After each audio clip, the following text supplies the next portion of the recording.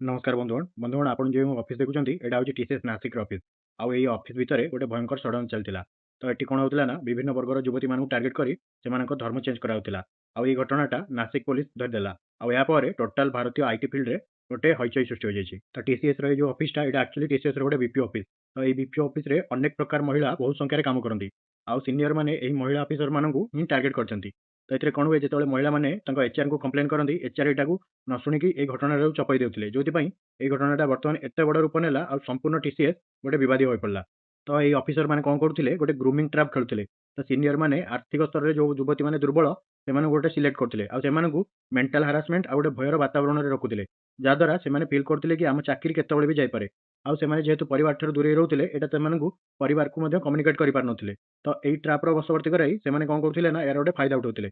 तो जितेबाला अधिक संख्यक महिला मैंने शोषण शिकार हेले से पुलिस पाखे बारंबार कंप्लेन कले आ नासिक पुलिस गोटे अंडर कवर ऑपरेशन स्टार्ट कला तो से कौन कला ना किसी कर्मचारी को गोटे टीसीएस भितर सफाई कर्मचारी भाव में एंट्री कराइला आ मास धरी से गोटे स्पाई भाव में काम कले आ फाइंड आउट कले कि सीनियर ऑफिसर मैंने कला कारनामा कर शोषण कर प्रमाण सह हैंड ओवर होगा तो पुलिस से प्रमाण सहित अपराधी मानक ही धरला तो जितेबाला यही आक्टा जो पूरा खुलासा होगा से टीसीएस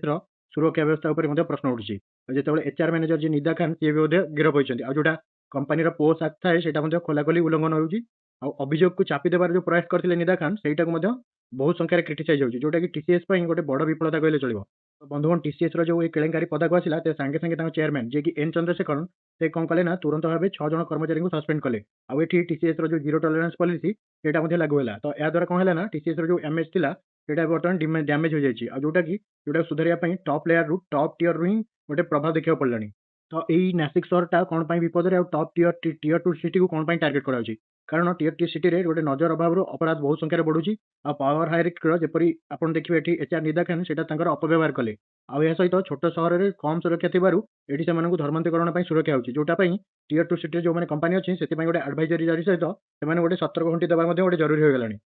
तो यही घटना जो सामना को आसला सांगे सांगे महाराष्ट्र सरकार गोटे कड़ा जांच निर्देश देले पोस्ट ऑडिट गोटे बड़ दाबी करागला आ विभिन्न प्रकार संगठन मैंने यार विरोध करने स्टार्ट करदे तो यह सहित जो 6 जन अभियुक्त अरेस्ट होती एचआर विभाग से गोटे कठोर दंडादेश गोटे दृष्टांतमूलक दंडादेश दाबी होगी बर्तमान जो युवती मैंने विभिन्न संगठन में विभिन्न ऑर्गेनाइजेशन काम कर सहित यहीपरि विभाग में किसी हो तो से सांगे सांगे न्याय एकजुट हूँ शोषण विरोध में स्वर उठातु सतर्क रुहतु आ पीड़िता को निश्चय भाव न्याय मिलवा उचित तो यही भिडियोटी आपको भल लगी गोटे शेयर करने सहित चैनल को सब्सक्राइब कर दिंतु जय जगन्नाथ।